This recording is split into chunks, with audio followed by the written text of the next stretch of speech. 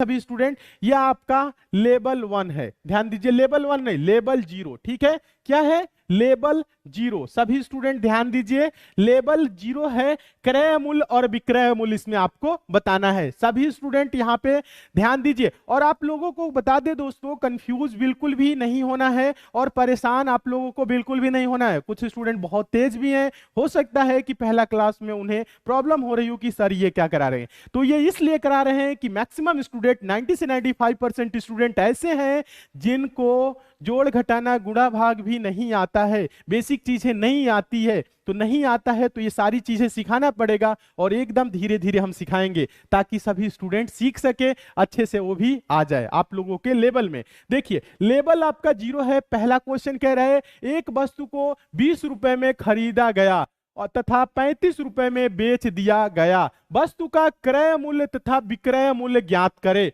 क्रय मूल्य तथा क्या बोल रहा है? विक्रय मूल्य। क्रय मूल्य मतलब दोस्तों क्या होता है? सभी स्टूडेंट बताइए, क्या होता है दोस्तों क्रय मूल्य? क्रय मूल्य क्या होता है बताइएगा? जिस मूल्य पे वस्तु को खरीदा गया उसे क्या बोलते हैं दोस्तों? क्रय मूल्य। इसे इंग्लिश में क्या बोलते हैं दोस्तों बताइएगा? इंग्लिश में हम इसे शॉर्ट में क्या करेंगे? शॉर्ट में लिखेंगे सीपी, यानी कि कॉस्ट प्राइस। इसमें क्या पूछा है? क्रय मूल्य पूछा है और विक्रय मूल्य। तो देखिए, 20 रुपए में खरीदा गया, जिस मूल्य में दोस्तों, यानी कि किसी वस्तु को जिस मूल्य पे खरीदा जाता है उसे क्या बोलते हैं? क्रय मूल्य। यहां पे प्रतिशत में नहीं पूछा है, सभी स्टूडेंट ध्यान दीजिए।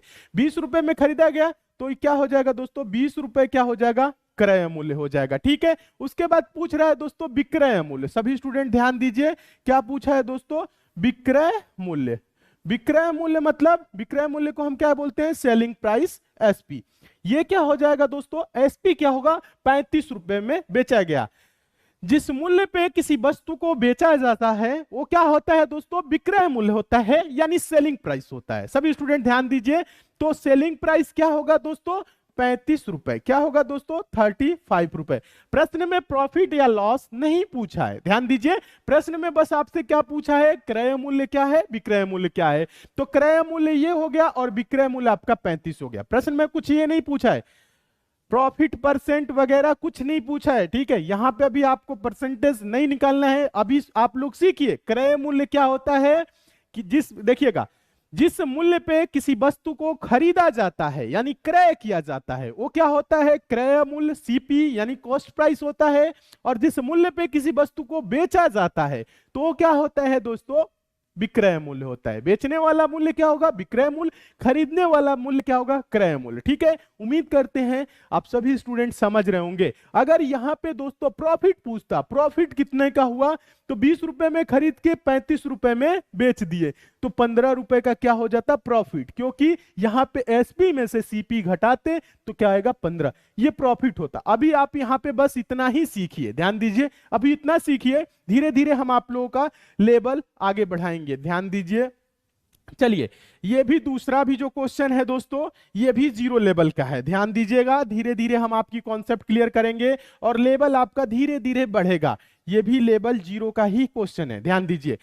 क्वेश्चन है, एक दुकानदार ने एक टेबल 200 रुपए में खरीदता है तथा 50 रुपए लगाकर पेंट कराता है और 300 रुपए में बेच देता है, तो लागत यानी कि क्रय और विक्रय मूल्य ज्ञात करे। देखिएगा, यहां पे आप लोगों को थोड़ा सा समझना होगा, कॉन्सेप्ट क्लियर करना होगा। इस क्वेश्चन को थोड़ा सा पढ़ लीजिए ताकि कॉन्सेप्ट क्लियर हो जाए।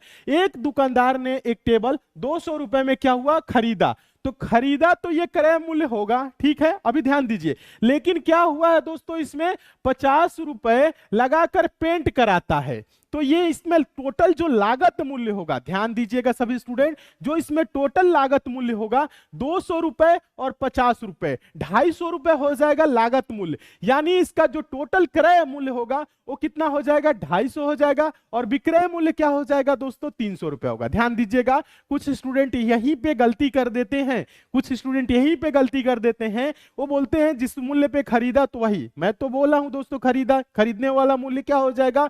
क्रय मूल्य हो जाएगा। लेकिन टोटल जो क्रय मूल्य अभी यहाँ पे होगा, अभी यहाँ पे टोटल क्रय मूल्य निकालना है, यानी कि कहने का मतलब है लागत मूल्य। जो लागत मूल्य होता है उसे भी हम दोस्तों क्रय मूल्य ही बोलेंगे, समझिएगा, उसे भी हम क्या बोलेंगे, क्रय मूल्य, लेकिन वो होगा आपका टोटल क्रय मूल्य। ध्यान दीजिए सभी स्टूडेंट, अच्छे से देखिए, आप लोग नोट जरूर करिएगा। क्या हुआ है दोस्तों, यहां पे ध्यान दीजिए, 200 रुपए में दोस्तों क्या किया है, खरीदा है, लेकिन इस पे क्या किया है, 50 रुपए लगाकर पेंट करता है, तो ये +50 हो जाएगा। यानी टोटल जो दोस्तों क्रय मूल्य होगा, यानी टोटल दोस्तों ध्यान दीजिएगा, जो सीपी होगा यानी कॉस्ट प्राइस होगा, वो क्या होगा, 250 होगा। यहां पे आप छोटे से एक एग्जांपल के तौर पे समझ सकते हैं। कोई दुकानदार है दोस्तों, कोई दुकानदार है, कहीं पे जाके किसी वस्तु को खरीद के लाता है, ठीक है, तो उस वस्तु को क्या करता है, उस लाभ पे नहीं बेचता है, उस पे दोस्तों जो उसका किराया लगता है, ठीक है, लाने में किराया लगा, खर्च लगा, ठीक है,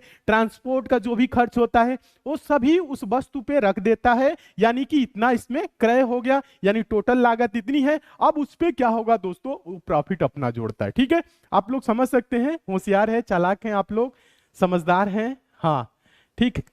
देखिए तो क्या होगा, यहां पे आप लोग समझने का प्रयास करिएगा सभी स्टूडेंट, अच्छे से पहले सीखिए। यहां पे टोटल लागत क्या होगा, 250 होगा, किसी को कंफ्यूज नहीं होना है, ठीक है, कोई भी स्टूडेंट कंफ्यूज नहीं होगा। और क्या करता है, 300 रुपए में बेच देता है, तो एसपी क्या होगा, सेलिंग प्राइस। सभी स्टूडेंट ध्यान दीजिए, सेलिंग प्राइस आपका दोस्तों क्या होगा, 300 रुपए। सीपी और एसपी उम्मीद करते हैं आप लोग समझ गए होंगे। देखिए जब कभी भी दोस्तों किराए की बात करेगा या मेंटेनेंस की कोई बात करेगा, ध्यान दीजिए वो भी क्या होता है दोस्तों, क्रय मूल्य में ही जुड़ जाता है। तो 250 रुपए सीपी और पेंट लगाया है 50 रुपए का ना, तो उसके बाद 300 रुपए में बेचा है, तो एसपी क्या होगा, 300 होगा, ठीक है। उम्मीद करते हैं आप सभी स्टूडेंट समझ रहे होंगे, बहुत अच्छे, ठीक है। चलिए आगे चलते हैं, आप नेक्स्ट लेवल पे चलते हैं। सभी स्टूडेंट उम्मीद करते हैं समझ रहे होंगे। यहां पर भी आपको प्रॉफिट या लॉस की गणना नहीं करना है, आगे हम आपको कराएंगे, ध्यान दीजिए, पहले आप लोग यहां पे सीखिए। चलिए ये रहा दोस्तों आपका लेवल 1, ध्यान दीजिए सभी स्टूडेंट, ये आपका लेवल 1 है, ठीक है, लेवल 1 है, अच्छे से समझिए। क्वेश्चन नंबर तीसरा है, एक वस्तु को 400 रुपए में खरीदकर 500 रुपए में बेच दिया गया, तो वस्तु पे कितने रुपए का लाभ हुआ तथा कितने प्रतिशत का लाभ हुआ। क्वेश्चन इसमें 2 पूछा गया है, कितना रुपए का लाभ हुआ, और एक पूछा जा रहा है कितने प्रतिशत का लाभ हुआ। तो प्रश्न सिंपल है, ज्यादा कुछ नहीं करना है दोस्तों। यहां पे ध्यान दीजिए सभी स्टूडेंट, एक वस्तु को 400 रुपए में खरीदकर, यानी खरीद गया मत दोस्तों, मतलब सीपी कॉस्ट प्राइस, क्रय मूल्य, यहां पे क्रय मूल्य भी लिखे, बताइएगा, अभी लिख देते हैं, बाद में हम नहीं लिखेंगे, ध्यान दीजिएगा, क्रय मूल्य, ठीक है, क्रय मूल्य मतलब दोस्तों कॉस्ट प्राइस, हम यहां पे डायरेक्ट सीपी लिखते हैं, ठीक है। क्या है दोस्तों सीपी, क्या है सभी स्टूडेंट बताइएगा, सीपी क्या है, 400 रुपए में खरीदकर, सीपी क्या है दोस्तों, 400 रुपए है। कितना है दोस्तों सीपी, ध्यान दीजिए सभी स्टूडेंट, जो सीपी है दोस्तों आपका, वो वंडर्ड क्यों विराट कोहली हमें